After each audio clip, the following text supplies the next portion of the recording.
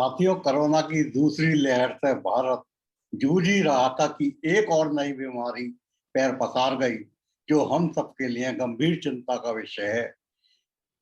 म्यूकरेज जाइगोमाइट्स का ही एक रूप है, जिसे आलपिन के हैक की संरचना के कारण पिन मोल्ड भी कहा जाता है तथा इसके कारण होने वाले संक्रमण को म्यूकरमाइकोसिस कहा जाता है। आपको जानकर आश्चर्य होगा कि सांप बिच्छू खाने वाले चीनी ब्लैक फंगस ऑरिकुलेरिया पॉलीट्राइचा चीन में पाया जाता है, जिसे काले व कान के आकार का होने के कारण ट्री ईयर या क्लाउड ईयर फंगस भी कहते हैं। ये नॉन पॉइजनस होता है व खाने योग्य जंगली मशरूम होता है। इसे चीनी लोग खाते हैं। ऐसा नहीं है कि सभी फंगस हानिकारक हो।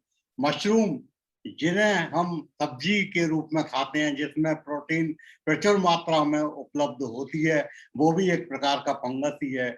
हम लोगों के घरों में अचार हमेशा से पड़ता है।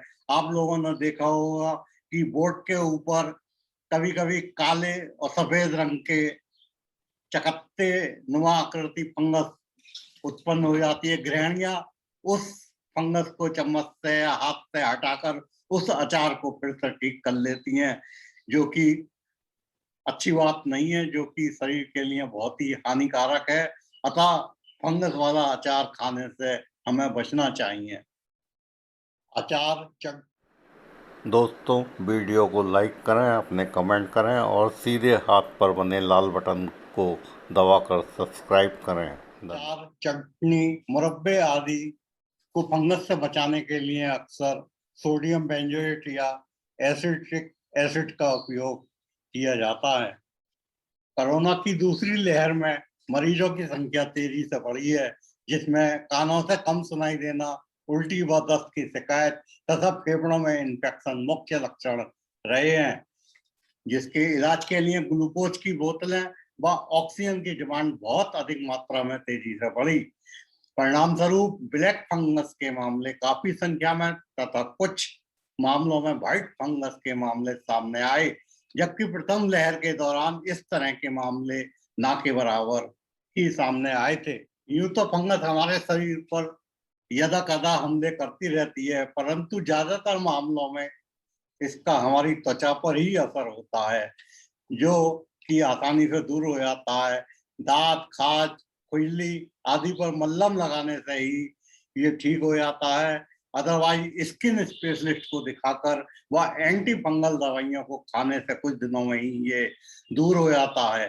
परंतु जब आदमी का इम्यूनिटी सिस्टम कमजोर हो जाता है, तो ये दोनों फंगस नाक के रास्ते हमारे साइनस को अटैक करती है और नमी व अनुकूल वातावरण मिलने के कारण नाक व आंख पर तथा बाद में हमारे मस्तिष्क पर भी ये पहुंच जाती है, जो कि काफी घातक होता है। इसका सोर्स आनन फानन में ऑक्सीजन की तेजी से बढ़ते हुए डिमांड को पूरा करने के लिए इंडस्ट्रियल ऑक्सीजन का प्रयोग व घटिया फार्मा कंपनी की लापरवाही से बनाई गई ग्लूकोज की बोतल तो नहीं। मेरी फंगस के टॉपिक पर विशेष रुचि रही है।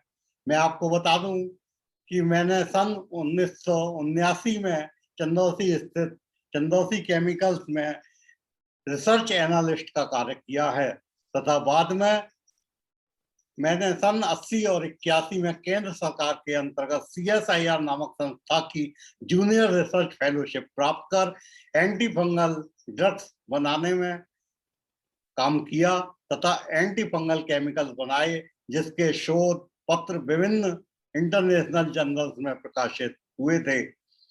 मेडिकेटेड ऑक्सीजन 99.9% तथा इंडस्ट्रियल ऑक्सीजन 95% शुद्ध होती है। हालांकि 95 या 99 से कोई फर्क नहीं पड़ता, क्योंकि पूरा एक स्वस्थ मनुष्य को सांस लेने के लिए 21% ऑक्सीजन की आवश्यकता होती है।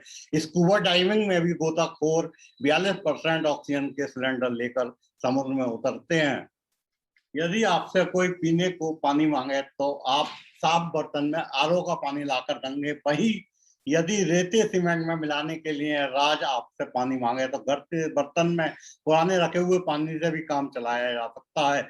सर्जरी में मेडिकेटेड कॉटन के स्थान पर यदि आपसे कोई कहे कि लिहाफ में भरने वाली रुई को इस्तेमाल कर लो, तो क्या आप कर लेंगे? एग्जैक्टली यही अंतर मेडिकेटेड ऑक्सीजन व इंडस्ट्रियल ऑक्सीजन में होता है। क्या केमिस्ट्री लैब में बर्नर को जलाने वाले ऑक्सीजन के सिलेंडर से या किसी वेल्डर की दुकान पर रखी हुई ऑक्सीजन के सिलेंडर को, जो कि जब से खरीदा गया है, जब से उसकी सफाई भी नहीं हुई होगी, किसी मरीज को ऑक्सीजन देने के काम में लाया जा सकता है? हम में से अधिकतर लोग अपने घरों की छतों पर लगे हुए वाटर टैंक को साल में 2 बार साफ अवश्य करते होंगे। कुछ ऐसे भी होंगे जिन्होंने कभी भी अपने वाटर टैंक को साफ नहीं किया होगा। यदि वो उसे साफ करें तो उसमें किलो के हिसाब से ब्लैक फंगस निकलेगी। सभी लोगों ने अंकल चिप्स तो अवश्य ही खाए होंगे। एक फूली हुई थैली में 8-10 अंकल चिप्स, इसके अंदर कौन सी गैस भरी होती है, कभी आपने इस बारे में सोचा है? ज्यादातर लोग ये सोचते होंगे कि इसके अंदर जो गैस भरी जाती है वो इसलिए भरी जाती है कि ताकि जो ये पैकेट है इसमें जो 8-10 चिप्स होते हैं वो ज्यादा लगे। कुछ लोगों का ये भी मानना होगा कि गैस इसलिए भरी जाती है कि जिससे कि ये पैकिंग में लाते समय चिप्स टूटे नहीं, जबकि ऐसा होता है इसके अंदर जो नाइट्रोजन गैस भरी जाती है।